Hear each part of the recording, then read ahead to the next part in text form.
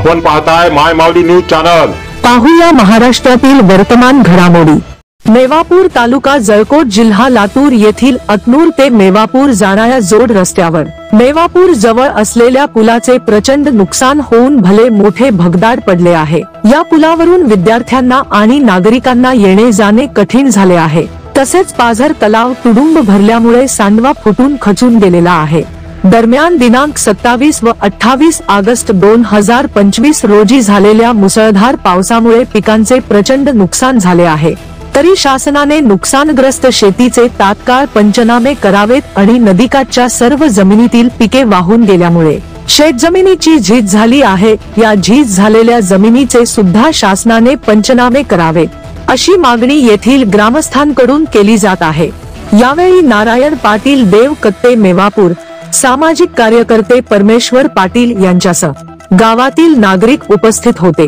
माय माऊली news channel साठी आनंद पाटील, श्रीरामे, महाराष्ट्र प्रतिनिधी।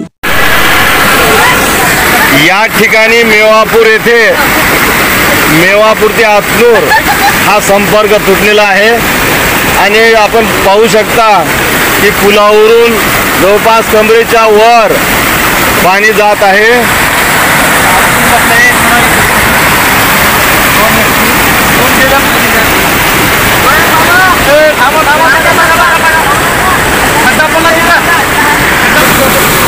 आपण या ठिकाणी पहा, भरपूर असं